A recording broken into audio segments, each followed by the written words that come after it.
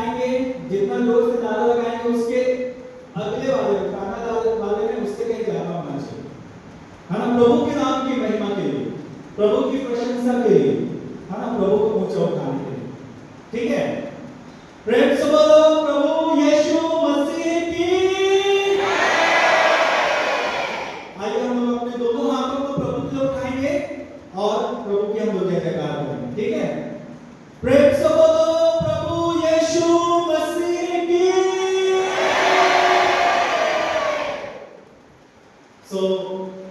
सारी बातों में सारी महिमा, सारा आदर हमारे जीवित परमेश्वर पिता को मिले। प्रभु आप सबको बहुत आयत की आशीष प्रदान करें। आप सब जितने भी प्रियजन, भाई बहन, बच्चे, बड़े, बुजुर्ग, आप सब आज की आराधना में भाग लेने के लिए आए हैं। प्रभु आप सबको बहुत आयत की आशीष प्रदान करें। आराधना के एक हिस्से में हम सब जो है बड़े धीरज के साथ बैठे रहे हैं। ये मुख्य हिस्सा है जिसमें हम परमेश्वर के वचन को सुनने जा रहे हैं। और आइए हम अपने मनों को तैयार करें। आज एक विषय के साथ मैं आपके सामने खड़ा हुआ हूं और उस विषय में हम लोग जाएंगे। और वचन का जो हिस्सा हमारे प्रिय भाई के द्वारा पढ़ा गया, हम लोग उसको निकाल लेंगे। कौन सा हिस्सा था? व्यवस्था विवरण 8:1 से 7। एक बार फिर से मैं इसको पढ़ रहा हूं और आप सब ध्यान से। अच्छा, कितने लोग बाइबल नहीं लेके आए? लेकिन ईमानदार है तो हाथ उठा सकते हैं। हाँ, गुड, प्रभु आशीष दे। हाँ, और कितने लोग बाइबल लेके आए हैं? चलिए, प्रभु आपको आशीष दे। मोबाइल कोई भी यूज नहीं करे।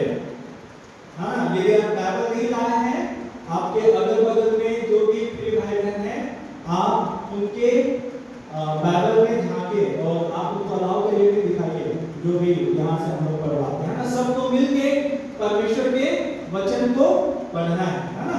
ठीक है, सो प्रभु आप सबको आशीष दे। आइए, परमेश्वर के वचन को मैं यहाँ से पढ़ रहा हूँ।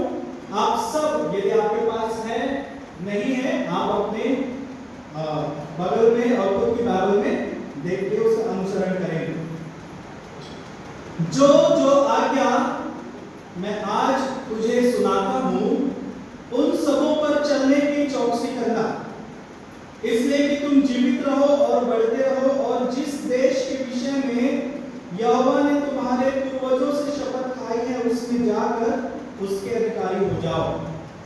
और स्मरण रख कि तेरा परमेश्वर यहोवा 39 वर्षों में तुझे जंगल के मार्ग से इसलिए ले आया है कि वह तुझे नम्र बनाए और तेरी परीक्षा करके यह जान ले कि तेरे मन में क्या है, कि तू उसकी आज्ञाओं का पालन करेगा या नहीं। उसने तुझको नम्र बनाया और भूखा भी होने दिया। फिर वह मन्ना जिसे न तू और न तेरे पुरखा ही जानते थे, वही तुझको खिलाया, इसलिए कि वह तुझको सिखाए कि मनुष्य केवल रोटी ही से नहीं जीवित रहता, परंतु जो वचन यहोवा के मुख से निकलते हैं उन्हीं से वह जीवित रहता है। इन 40 वर्षों में तेरे वस्त्र पुराने न हुए और तेरे तन से भी नहीं गिरे और न तेरे पांव फूले। फिर अपने मन में यह तो विचार कर कि जैसा कोई अपने बेटे को ताड़ना देता है, वैसा ही तेरा परमेश्वर यहोवा तुझको ताड़ना देता है। इसलिए अपने परमेश्वर यहोवा की आज्ञा पालन करते हुए उसके मार्गों पर चलना और उसका भय मानते रहना, क्योंकि तेरा परमेश्वर यहोवा तुझे एक उत्तम देश में ले जा रहा है, जो जल की नदियों का और तराइयों का और पहाड़ों से निकले हुए गहरे सोतों का देश है। सो परमेश्वर अपने वचन के पढ़े और सुने जाने पर मेरे प्रियो हम सभी को बहुतायत की आशीष प्रदान करे। एक बार फिर से आप सभी का प्रभु यीशु मसीह के नाम से आज के वचन में हम स्वागत करते हैं। और एक विषय को लेके आज मैं आपके साथ खड़ा हुआ हूँ। एक और स्थल हम लोग निकालेंगे, निर्गमन की पुस्तक, उसका 3रा अध्याय और उसका 11वां पद। निर्गमन की पुस्तक उसका 3रा अध्याय और 11वां पद मैं यहाँ पे पढ़ रहा हूँ, आप लोग सुनिएगा। निर्गमन पुराने नियम से उसका तीसरा अध्याय उसका 11 पद यहाँ पे लिखा हुआ है, परंतु मूसा ने परमेश्वर से कहा, मैं कौन हूँ जो फिरौन के पास जाऊं और इस्राएलियों को मिस्र से निकाल ले आऊं। जब मैं इस हिस्से को पढ़ रहा था, पिछले दिनों में शब्दों के ऊपर हम लोग बातचीत कर रहे थे और उसी के संदर्भ में ही मैं आगे स्टडी कर रहा था कि आगे जो है और क्या परमेश्वर के वचन से हम सीख सकते हैं या समझ सकते हैं। और उसी अध्ययन के दरमियान मेरा जो ध्यान है वो इस लाइन पे, इस हिस्से पे आगे टिका। और यहां पर यदि आप देखेंगे तो इस बात को पाएंगे कि परमेश्वर मूसा को जिम्मेदारी देता है और परमेश्वर मूसा से इस बात को कहता है कि तुझे क्या करना है, एक विशेष कार्य करना है कि तू जाए और जो यहूदी लोग हैं, जो इस्राएली लोग बंदी हैं या उनको गुलामी में रखा गया है, तो क्या करना, उनको छुड़ा के ले आना। और मैं एक विषय को यहाँ पर देख रहा था, बहाने बनाने के विषय में। और यदि आप इसको आगे पढ़ेंगे तो बहुत सारे बहाने मूसा ने बनाए। खैर उसके ऊपर हम लोग बाद में कभी आने वाले दिनों में हम लोग उसके ऊपर सीखेंगे। बहाना जो है वो बड़ा ही एक सामान्य हमारे जीवन का व्यवहार होता है, लेकिन बड़ा गंभीर मुद्दा भी होता है। यहाँ पर मूसा परमेश्वर से इस बात को कहता है कि मैं कौन हूं। और इसी शब्द को लेके आज का जो मेरा विषय है उसको मैं आपके साथ बांटना चाहता हूं। बहुत जल्दी जो है उस विषय पे आ रहा हूं। और मूसा यहाँ पर परमेश्वर के प्रपोजल के बाद कहता है, परमेश्वर जो उसको करने की कहा था उसके बाद कहता है, मैं कौन हूं प्रभु, मेरा अस्तित्व क्या है कि मैं वहां पे जाऊं और इस कार्य को करूं, है ना। एक तरह से यदि आप देखें तो मूसा यहाँ पर क्या कर रहा है, थोड़ा सा नानुकुर वाली दशा उसकी है और एक तरह से वो बहाना बना रहे कि मैं क्या हूं, मैं कुछ भी नहीं हूं, मैं वहां पे नहीं जा सकता, तो किसी और को भेज देना। और यहाँ पर एक बात, मैं कौन हूं, ये बात बड़ी गंभीर है, बड़ा ही गंभीर मुद्दा है। खास तौर पर मूसा के जीवन को आप देखेंगे तो आप इस बात को पाएंगे कि 40 साल तक करीब वो कहां रहा, आरंभिक 40 वर्ष कहां रहा वो, मिस्र में। उसके बाद 40 वर्ष तक वो कहां रहा, जंगल में रहा। जंगल में परमेश्वर ने क्या किया, उसको तैयार किया। कैसे भागा था वहां से, एक भौगोलिक रूप में वो इस मिस्र देश से भागा था, अपनी जान को बचा के भागा था। कोई अच्छा एक कुछ ओहदा लेके और कुछ उपलब्धि लेके वो वहां से नहीं भागा था, है ना। सो एक तरह से आप देखेंगे तो इस रीति से वो मिस्र देश से निकल के भागता है और जंगल में जाकर क्या करता है, वहां पे रहने लगता, वहां पे वो निवास करता है। और इसी दरमियान एक बात आप देखेंगे तो पाएंगे, जितनी योग्यता, जितना गुण, जितनी शिक्षा, जितनी उपलब्धि अपने जीवन के प्रथम 40 वर्षों में मूसा ने मिस्र देश में अर्जित किया था एक राजकुमार के रूप में, वो सारी चीजें वो यहाँ पर क्या हो चुके हैं, इस जिस स्थान पे वो रह रहा था उस स्थान में उससे सारी चीजें छीन ली। और कहां रह रहा था वो, जंगल में रह रहा। और आज का मेरा विषय ही है जंगल। वो जंगल तो वाला जंगल नहीं है ना, मोगले वाला। जंगल की वास्तविकता एक मसीही के लिए क्या है, बाइबल में यदि आप देखेंगे तो जंगल जो एक शब्द है वो बहुत सारी जगहों पर आपको दिखाई पड़ता है। और आज इसी विषय को लेके या फिर ये जो बियाबान का जो इलाका जिसको हम दूसरे शब्दों में बोल सकते हैं, निर्जन स्थान जिसको हम लोग बोल सकते हैं, उसको आज हम लोग देखने की कोशिश करेंगे। और इसी कारण मैंने जो है आज के इस विषय को लिया है। और जो व्यवस्था विवरण उसका 8वां अध्याय से 7 तक भी हमने पढ़ा, वहां पर भी आप इस बात को पाएंगे कि वहां पर जितनी भी घटना हो रही है वो कहां पे हो रही है, जंगल में हो रही है, बियाबान में हो रही है। इस जंगल का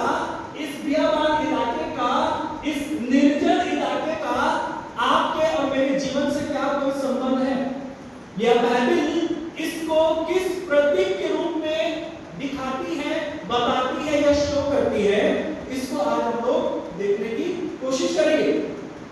सो हम लोग यहाँ पर इस बात को देख रहे हैं कि मूसा जंगल में था और जंगल ने उसकी सारी पहचान को, योग्यता को क्या कर लिया था, छीन लिया था। और ये जंगल जो है वो, यदि नॉर्मली हम लोग देखें परमेश्वर के वचन में, तो आप इस बात को पाएंगे कि अधिकतर कई लोग जंगल की दशा से होके गुजरे। यदि बाइबल में आप देखेंगे तो बहुत सारे ऐसे चरित्र हैं जो जंगल की दशा से और जंगल की परिस्थितियों से होकर गुजरे, जो परमेश्वर को जानने वाले थे। मैं उन चरित्रों में नहीं जा रहा हूं, लेकिन जो मेरा विषय है उसको मैं आपके और मेरे जीवन के साथ जोड़ना चाहता हूं। और जो एक विषय है, कुछ बातों को आज हम लोग देखने की कोशिश करेंगे कि जिस जंगल ने मूसा की पहचान उससे छीन ली थी और उसका अपने ऊपर विश्वास ही खत्म हो गया था। यदि आप देखेंगे तो मूसा कोई सामान्य व्यक्ति नहीं था। हमें जब वो राजकुमार रहा होगा, क्या कभी उसको डर लगा होगा कि वो कभी भीड़ के सामने बोलने से हिचकिचा जाए या राजा के सामने बोलने से हिचकिचा जाए? बिल्कुल भी नहीं, है ना। उस समय उसका जो व्यक्तित्व था वो अपने चरम पर था। लेकिन यहाँ पर हम देख रहे हैं कि वो बोल रहा है कि मैं कौन हूँ, परमेश्वर। और परमेश्वर के सामने यदि वो इन चीजों को बोल रहा है कि मैं कौन हूँ, तो बहुत सोच समझ कर बोल रहा है कि उसको मालूम था वो किसके सामने बात कर रहे हैं। आज कई बार हमारे साथ भी ऐसा होता है कि ऐसी दशा हमारे सामने आती है जब आप अपने जीवन के निर्जन परिस्थितियों से होकर गुजरते हैं। यदि इसको इस तरह से बोले, निर्जन दशा, निर्जन परिस्थिति, बियाबान की दशा, जहां पर कोई भी आपके साथ नहीं होता। जब आप उससे एक मसीही होके, विश्वासी होके गुजरते हैं, या फिर इन दिनों में गुजर भी रहे होंगे, है ना। निश्चित तौर पर बहुत बार हमारी दशा ऐसी है जहां पर हम निर्जन दशा में रहते हैं, जहां पर कोई जीवन नहीं दिखाई पड़ता। परमेश्वर ने अपने लोगों को क्यों ऐसी दशा से गुजारा, और यदि परमेश्वर ने अपने लोगों को ऐसी दशा से गुजारा है तो याद रखिए आपको भी गुजारेगा। यदि आपके जीवन में ऐसी दशाएं दिखाई नहीं पड़ती हैं तो थोड़ा सा विचार करने की दशा है। याद रखिए, हर एक विश्वासी जो विश्वास के साथ, प्रभु के साथ चलना चाहता है, उसको बियाबान इलाके से होके गुजरना पड़ेगा। इसी तरह दाऊद इस बात को बोलता है, चाहे मैं तराई से, अंधकार से होके चलूं। बहुत सारे कुरान आप देखें, मैं उसमें नहीं जाऊंगा। सो जल्दी से मैं 4 बातें आपको बताऊंगा और हम देखने की कोशिश करेंगे कि ये निर्जनता, ये जो निर्जन, ये जो दशा है, ये जो जंगल की परिस्थिति है, वो आपके और मेरे जीवन में किस बात को दिखाता है। व्यवस्था विवरण उसके 8वें अध्याय को हम लोग जल्दी से निकाल देंगे जो हम लोगों ने पढ़ा है। और इसके पद 2 और 3 को मैं पढ़ रहा हूं, ध्यान दीजिएगा। यहाँ पे लिखा हुआ है, और स्मरण रख कि तेरा परमेश्वर यहोवा उन 40 वर्षों में तुझे जंगल के मार्ग में से इसलिए ले आया है कि वह तुझे नम्र बनाए। और उसके आगे मैं पढ़ रहा हूं, नम्र बनाए और तेरी परीक्षा करके जान ले कि तेरे मन में क्या है ना। याद रखिए, एक विश्वासी को परमेश्वर इस निर्जन इलाके से लेके जाता ही है। और जब वो लेके जाता है तो एक जो मुख्य बात जो परमेश्वर उसके जीवन में उसको देना चाहता है, या जिस वजह से परमेश्वर निर्जन इलाके से लेके जाता है, वो है कि वो आपके जीवन में आपके विश्वास की कसौटी को और क्या करना चाहता है, कसना चाहता है ना। जब कठिन परिस्थितियां आपके जीवन में आती हैं, आप इस बात को पाएंगे तो देखेंगे कि वो क्या करता है, आपके जीवन की कसौटी में आपको और मजबूत करता है। इसी का लोग क्या बोलता है, क्यों लेके आया है, क्यों ये व्यक्ति निर्जन इलाके से होकर गुजर रहा है, क्यों जीवन खत्म हो गया था एक समय। यदि आपके जीवन में अभी ऐसी दशा है कि सब कुछ खत्म होता हुआ दिख रहा है, परमेश्वर का वचन इस बात को बताता है कि परमेश्वर आपको उस मार्ग से इसलिए लेके आया है कि वह तुझे क्या बनाए? नम्र बनाए। बिना जंगल से होके गुजरे मेरे जीवन में यीशु की नम्रता नहीं आ सकती। प्रभु यीशु मसीह की नम्रता की बात करते हैं हम लोग कि जैसा वह मन में नम्र था वैसे हम भी क्या करें? नम्र बने, दीन बने। यहाँ पर मूसा के जीवन में जो बातें घमंड करने की थी, परमेश्वर ने उसको जंगल में जब वो अपने जीवन को गुजार रहा था, सब कुछ खत्म कर दिया। मूसा बोल रहे हैं, जो एक समय बोलने में मुखर था, वो बोलता है कि मैं तो बोलने में निपुण ही नहीं हूं। आप क्या ऐसी दशा से होकर गुजर रहे हैं? निराश मत होइए।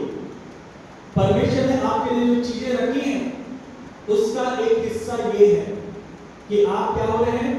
अपने विश्वास की कसौटी पर कसने के लिए क्या किए जा रहे हैं?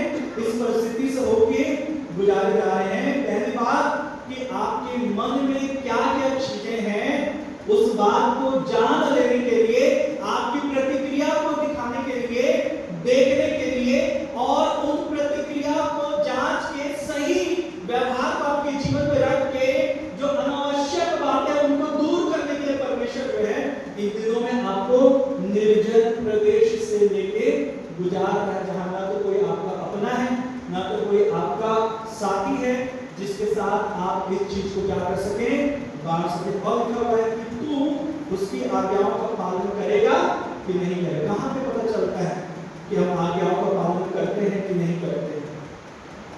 जब आप निर्जन परिस्थिति से होके गुजरते हैं, जब आपके पास कोई आशा की किरण नहीं दिखाई पड़ती, तब पता चलता है कि मैं परमेश्वर की आज्ञा का पालन करता हूं। यहाँ पे नहीं पता चलता है ना, यहाँ पर मैं प्रचार कर रहा हूं, इससे पता नहीं चलेगा कि मैं परमेश्वर की आज्ञा का पालन कर रहा हूं कि नहीं कर रहा हूं। आप लोग यहाँ पर आराधना करने के लिए आए हैं, इससे नहीं पता चलेगा कि आप परमेश्वर की आज्ञा का पालन कर रहे हैं कि नहीं कर रहे। कहां पता चलेगा? निर्जन अवस्था में, आपके जीवन की जंगल की दशा में आप इस बात को देख पाएंगे कि मैं पालन करने के लायक हूं कि नहीं हूं। परमेश्वर जब तक इस बात को ना परखे वो आपको उससे बाहर नहीं निकालेगा। आप कितना भी रो लीजिए, कितना भी चिल्ला लीजिए,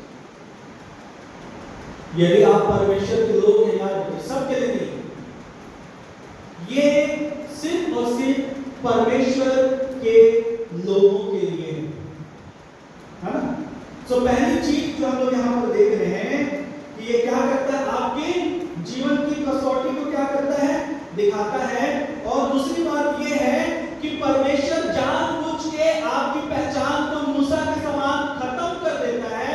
मूसा एक समय जिसके ऊपर घमंड कर सकता था, आज वो बोल रहा है कि मैं तो सब कुछ भूल गया हूं परमेश्वर, मैं तो बात करना भूल गया हूं, मैं 40 वर्षों में उस ज्ञान को भी भूल गया हूं, उस सारी सभ्यता को भूल गया हूं, मैं उठना बैठना सब कुछ भूल गया क्योंकि मैं तो जंगल में रहता हूं। यदि आपकी ये दशा है, परमेश्वर आपको इस बात के लिए बताना चाहता है ना। इसी तरह पौलुस कहता है कि अब मसीह, मैं जीवित ना रहा लेकिन मसीह मुझ में जीवित है। ये कब की दशा है? जब एक पहचान ले लिया जाए। जब तक आपकी पहचान आपसे छीनी नहीं जाएगी, आप प्रभु की पहचान में, और कई बार प्रभु जो है इस बात को कड़ाई से आपके और मेरे जीवन में करते हैं। तो पहली बात कि परमेश्वर हमारी पहचान को लेके हमको अपनी पहचान देने के लिए और हमारे विश्वास की कसौटी में हमको और कसने के लिए इस जंगल के मार्ग से लेके चलते हैं। दूसरी बात, जंगल या ये जो निर्जन स्थान है, ये किस बात का प्रतीक है आपके और मेरे जीवन में? यदि आप देखेंगे तो इस बात को पाएंगे कि जब इस्राएली लोग या मूसा जब लेके जाता है, जब लोग जंगल से होकर गुजर रहे थे, उनके पास अपना कुछ भी साधन नहीं था। ये जो निर्जनता की दशा होती है, निर्जन प्रदेश से होकर जब आप और मैं गुजरते हैं, परमेश्वर का वचन इस बात को बताता है कि ये एक ऐसा समय होता है जिसमें परमेश्वर के ऊपर आप पूर्ण रूप से निर्भर होना शुरू करते हैं।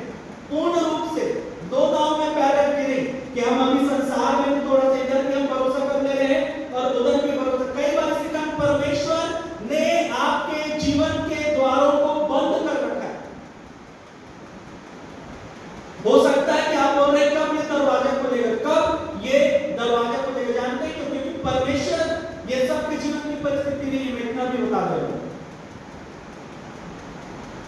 ये सब के जीवन की परिस्थिति नहीं है, लेकिन जिनके लिए उससे परमेश्वर का वचन आज बातचीत कर रहे हैं। परमेश्वर ने दरवाजों को इसलिए बंद करके रखा है क्योंकि हमारी निर्भरता अभी तक उसकी इच्छा के अनुसार उसके ऊपर नहीं हो पाई है। और ये परमेश्वर अपने अधिकार से इन चीजों को क्या कर रहा है, हमारे जीवन में कर रहा है। यदि आप देखेंगे तो इस बात को आप पाएंगे कि परमेश्वर ने लोगों को क्या दिया, जब उनके पास कुछ नहीं था खाने के लिए, स्वर्ग से मन्ना दिया और पीने के लिए चट्टान से क्या किया, परमेश्वर ने उनको पानी दिया। ये किस चीज को दिखाता है? यदि आप देखेंगे तो इस बात को पाएंगे पूर्णतः निर्भरता सांसारिक रीति से भी और आत्मिक रीति से, कहीं कहीं की निर्भरता सांसारिक रीति से कहीं ज्यादा आत्मिक रीति से आपके जीवन में कमी होने की वजह से, मेरे जीवन में कमी होने की वजह से परमेश्वर ऐसा कर रहा है। यदि हम परमेश्वर के वचन के प्रकाश में खुद को जांचें तो ये बातें आज हमसे बातचीत करेंगे, नहीं तो ये बातें ऊपर से ऐसे ही चली जाएंगी। परमेश्वर क्या कर रहे हैं? आत्मिक रीति से निर्भरता की कमी, उसके ऊपर जो हमारी होनी चाहिए वो लैकिंग है, वो खत्म है। और ये जो आत्मिक रीति से जब परमेश्वर के ऊपर हम निर्भर होते हैं, परमेश्वर क्या करता है? यदि आप देखेंगे तो आप इस बात को पाएंगे कि परमेश्वर के, यदि आप परमेश्वर के वचन को देखेंगे तो ये सिर्फ सांसारिक भोजन और जल ही नहीं था। ये किस चीज को दिखाता है?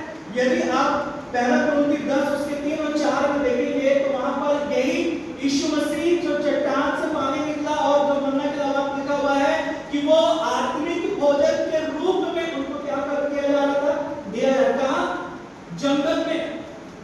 यदि आत्मिक भोजन आपको पाना है, आपको जंगल से होके गुजरना पड़ेगा। सारे दशाओं की बात नहीं कर रहा हूं, लेकिन कई दशा में परमेश्वर के वचन का प्रकाशन, परमेश्वर की अद्भुत बातें जो परमेश्वर आपके और मेरे जीवन में दिखाना चाहता है।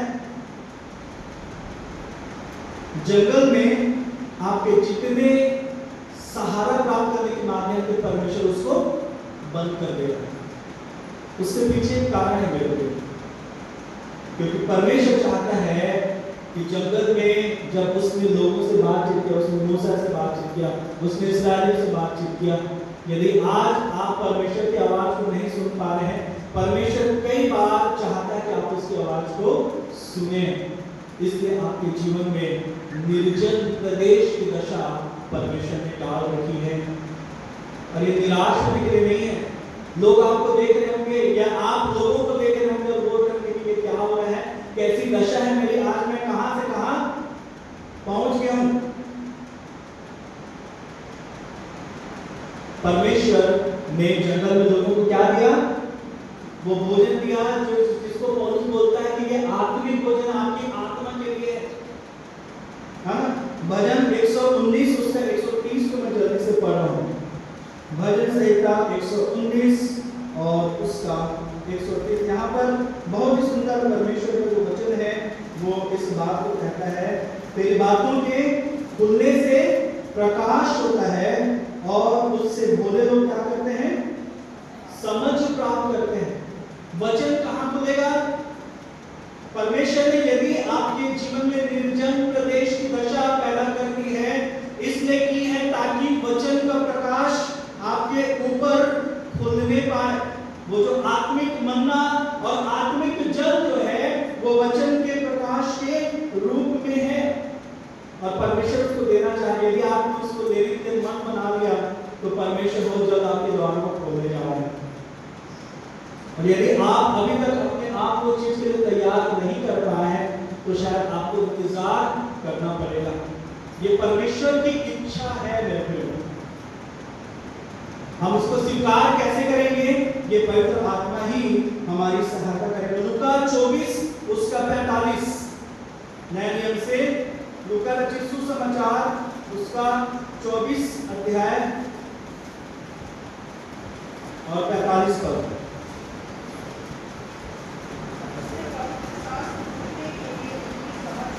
हाँ, देखिए यहाँ क्या लिखा हुआ है? पवित्र शास्त्र बुझने के लिए उनकी समझ को, ये जो है परमेश्वर का गुण। एक और इस आप लोग इफिसी 1:17-18 नोट के लीजिए, घर पे आके पढ़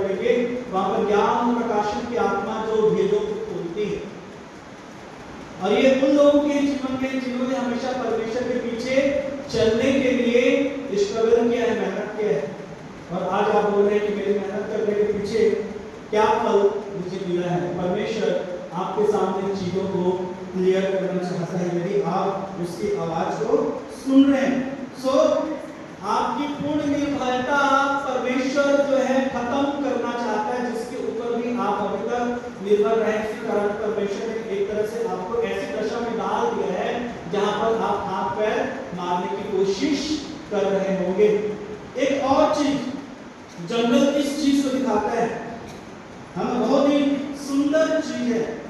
भजन संहिता 46 अध्याय और उसका 10 पद। भजन संहिता 46 अध्याय और उसका 10 पद। बस बस बस, क्या बोल रहे हैं? चुप हो जाओ और जान लो। चुप हो जाओ, कहां कैसे शुरू हो रहा है? चुप हो जाओ, बात मत करो, अपनी बातें मत बोलो, शांत हो जाओ, हल्ला मत करो। क्या बोल रहे? चुप हो जाओ, शांत हो जाओ, अपने तरफ से कोई भी प्रतिक्रिया देना बंद कर दो। चुप हो जाओ और जानो। अभी तक कई बार हम छटपटाते हैं, कई बार हम चिल्लाते हैं, कई बार हाथ मारते हैं। परमेश्वर बोले चुप हो जाओ और क्या करो? चुप हो जाओ, जान लो इस बात को कि मैं ही परमेश्वर। बहुत हाथ पैर हमने मारते हैं। ये जो जंगल की परिस्थिति है मित्रों, वो आपके जीवन से ऐसे शोर को खत्म करने के लिए परमेश्वर ने आपके जीवन में डाल दिया है जो परमेश्वर की आवाज को आप तक पहुंचने से रोक रही है ना। यदि आप देखेंगे तो शोर, दुनिया किससे भरी पड़ी है? हल्ले गुल्ले से भरी पड़ी है। जहां देखिए वहां क्या दिखाई पड़ता है आपको? शोर दिखाई पड़ता है। आप रोड पे जाएंगे वहां तो चर्च में भी बहुत शोर कई बार दिखाई पड़ता है। लोग चिल्लाते हैं, हंसते हैं, गाते हैं, बहुत सारे तरीके हैं। लेकिन परमेश्वर बोल रहा है चुप हो जाओ और जान लो, क्योंकि शोरगुल में कभी आप परमेश्वर की आवाज नहीं सुन सकते। यदि आप शोरगुल से भरे पड़े हैं, परमेश्वर ने इसी कारण निर्जनता, निर्जन परिस्थिति को आपके चारों ओर उत्पन्न कर दिया है कि आपके और उस शोरगुल के बीच एक दीवार परमेश्वर डाल दे। मैं कुछ वचन को आपको पढ़वाना चाहता हूं कि परमेश्वर ने आपको अकेलेपन में क्यों डाल दिया है। परमेश्वर कई बार क्यों अकेलेपन से लेके जाता है? परिवार में सब लोग हैं आपके, लेकिन फिर भी आप बोल रहे हैं कि मेरी सहायता शायद कोई नहीं कर पा रहा है। परमेश्वर ने आपके जीवन में आपको एक भीड़ से निकाल के अकेलेपन में बैठा दिया है। परमेश्वर का वचन इस बात को कहता है, होशे नबी की पुस्तक 2 अध्याय और 14 पद।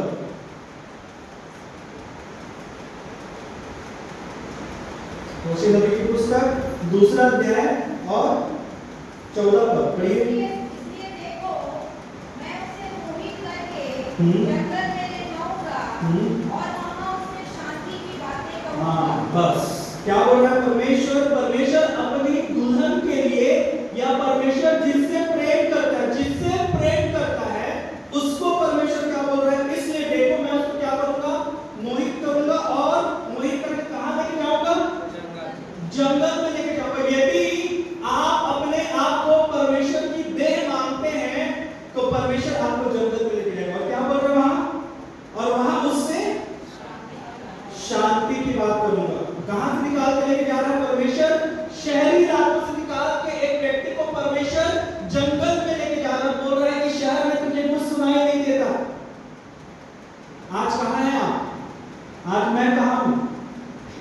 जीवन की भाग दौड़ में इतना ज्यादा शोरगुल मेरे माइंड में, मेरे विचारों में भर गया कि मुझे समझ में नहीं आता कि मैं कैसी प्रतिक्रिया दूं। कई बार सोचना मुश्किल हो गया है। खुद के बारे में सोचे शायद बहुत दिन हो गए। बस मैं उठ रहा हूं, जा रहा हूं, आ रहा हूं, सो रहा हूं, उठ रहा हूं, जा रहा हूं, आ रहा हूं, सो रहा हूं। कहां है?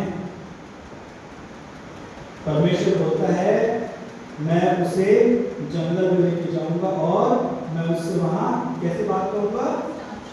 ये नगर की बात नहीं बोल रहा, परमेश्वर भी बोल रहा है कि मैं उसको नगर लेके जाऊंगा, उससे शांति की बात हो गई। किसी बड़े कस्बे में लेके जाऊंगा, उससे शांति की बात नहीं होगी। परमेश्वर ने यदि आपको अकेलेपन में डाला है, वो बात करने के लिए आपके सामने खड़ा है। ज्यादा समय नहीं लगेगा, आपने थोड़ा सा भी दे दिया उसको अपने आप को, आप उन बातों को देखेंगे जिसके लिए आप इंतजार कर रहे हैं, आपका माइंड करेंगे। जिन बातों के लिए आप में से कुछ लोग इंतजार कर रहे हैं, परमेश्वर उन बातों को आपके सामने खोलने जा रहे हैं। लेकिन कब? जब आप अपने आप को शोर से अलग करने की कोशिश करेंगे। हाँ, यहाँ पर प्रभु बोलते हैं, मैं अपने प्रिय को, मैं जिससे प्रेम करता हूँ, उसको कहाँ लेके जाऊंगा? शांति के जगह में। अब आप खुद को देखिए कि कितने शांति के साथ हम हैं प्रभु के साथ। ये नॉर्मल घरेलू शांति की बात नहीं है, बड़े बड़े द्वंद्व जो है ये यहाँ चलते हैं। इसी का जो आत्मिक युद्ध की बात परमेश्वर के वचन बोलता है, वो उसकी की बात है। क्या उसमें हम नहीं जा रहे हैं। आप कौन से वातावरण को पसंद करते हैं? ज्यादा हल्ला गुल्ले वाली बातें या शांति की बातें? साधारण चीजें आजकल लोगों ने नकारना शुरू कर दिया है। जहां पे चीजें सादगी से भरी हुई होती है, इवन चर्चेस में भी आप देखेंगे, जहां पर चर्चेस में भी बड़ी सादगी से चीजें होती, लोग आजकल वहां पे जाना बंद कर। आप एक चीज मैं आपको बताऊं, आप बड़े शहरों में, अमेरिका में और यूरोपियन कंट्रीज में जाएंगे तो आजकल लोग जो हैं इन सारे ऐसे चर्चेस को छोड़ के फिर से कई ग्रुप ऐसे जो मेन लाइन चर्चेस की तरफ आ रहे हैं, मतलब उस शोरगुल को छोड़ के वो वापस शांति की जगह को ढूंढ रहे हैं। आप कहाँ हैं, मैं कहाँ हूँ? एक बहुत ही सुंदर घटना जो परमेश्वर की आवाज को सुनने के विषय में बताती है, जब आपको परमेश्वर जंगल में लेके आता है। पहला राजा 19 अध्याय का है। पहला राजा में जल्दी से खत्म करूंगा। पहला राजा उसका 19वां अध्याय और मैं 9 पद से पढ़ रहा हूं, ध्यान से सुनिएगा। वहां एक गुफा में जाकर टीका एलिया ने बुलाया है, और यहोवा का वचन उसके पास पहुंचा, हे एलिया, यहाँ तेरा क्या काम? उसने उत्तर दिया, सेनाओं के परमेश्वर यहोवा के निमित्त मुझे बड़ी जलन हुई है कि अब इस्राएलियों ने तेरी वाचा टाल दी है, तेरी वेदियों को गिरा दिया है और तेरी नबियों को तलवार से काट दिया है, और मैं ही अकेला रह गया हूं और वे मेरे प्राणों के भी खोजी हैं। यहाँ पर एक दुख तकलीफ को बता रहे हैं कि ऐसा हो गया, मैं ही बचा हूं प्रभु, अब मैं क्या करूं? परमेश्वर बोलता है, यहोवा के सम्मुख पर्वत पर क्या हो जा? खड़ा हो जाओ। लिखा हुआ यहोवा पास से होकर चला, ध्यान से सुनिएगा। और यहोवा के सामने एक बड़ी प्रचंड आंधी से पहाड़ फटने और चट्टानें टूटने लगी। बहुत शोर वहां पर था, बहुत उथल पुथल वहां पे थी, बहुत परिस्थितियां ऊपर और नीचे थी। यहाँ लिखा हुआ है बहुत बड़ी आंधी वहां पर दिखाई पड़ी, लेकिन तो भी यहोवा उस आंधी में नहीं था। फिर आंधी के बाद भूकंप हुआ, तो भी यहोवा उस भूकंप में नहीं था।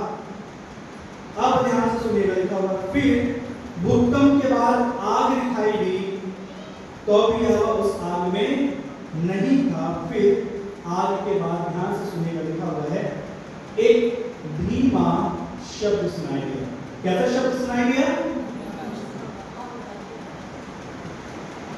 धीमे और दबे शब्द में परमेश्वर आपसे बात जब करेगा तो शोरगुल में आप क्या सुन पाएंगे? परमेश्वर की आवाज आपके लिए तैयार है, और इसी कारण परमेश्वर ने आपको उस जंगल से, उस शहर से, कस्बे से निकाल के परमेश्वर ने आपको उस निर्जन प्रदेश में डाल दिया है जहां पर सब कुछ शांत है। और यदि आज आप उस दशा में हैं, परमेश्वर आपसे बात करने जा रहा है। निश्चित तौर पर परमेश्वर आपसे बातचीत करने जा रहा है। परमेश्वर ने जानबूझ के आपके जीवन के शोर को खत्म किया है। क्या आप जंगल में हैं?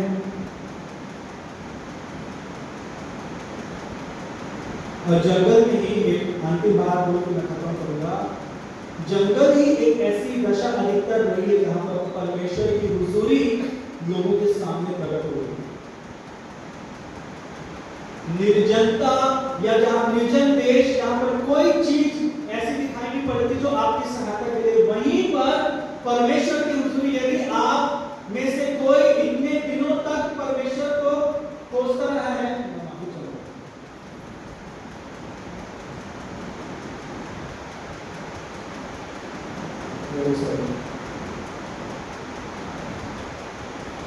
परमेश्वर ने आपके जीवन के शोर को इसलिए खत्म किया है क्योंकि परमेश्वर क्या करता है, आपसे बातचीत करना चाहता है, और वहीं पर परमेश्वर अपनी हुजूरी को आपको देना चाहता है।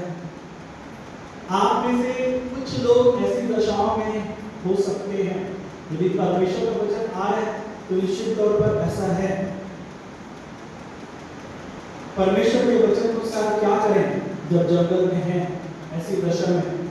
परमेश्वर के वचन बताते हैं जो भी वचन आप पढ़ रहे हैं उसमें स्थिर रहिए, जमे रहिए, कुछ भी हो जाए उस दशा से बाहर निकलने की कोशिश मत करिए। परमेश्वर का अनुग्रह आपके लिए वहां पर है। शिकायतें करना बंद कर दीजिए। जितना अधिक अभी तक आपने शिकायतें की हैं, परमेश्वर कहता है बंद कर दीजिए, सिर्फ धन्यवाद करिए। पहला कोरिन्थियों 10 उसके 10 से 11 में आप आगे पढ़ेंगे तो आप पाएंगे। और वहां पर परमेश्वर आपके सामने जब अपनी बातों को रखने जा रहा है, इंतजार में बने रहिए। याद रखिए, ये बहुत ही सुंदर बात व्यवस्था विवरण के आखिरी पदों को मैं पढ़ के समाप्त कर रहा हूँ। एक बहुत ही सुंदर बात वहां पर परमेश्वर वचन कहता है।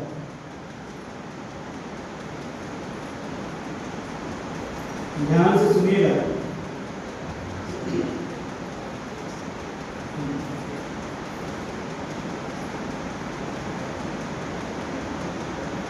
ध्यान दीजिए, यहाँ पे 6 पद से मैं पढ़ रहा हूँ ना, 7 पद। क्योंकि तेरा परमेश्वर यहोवा तुझे एक उत्तम देश में लिए जा रहा है।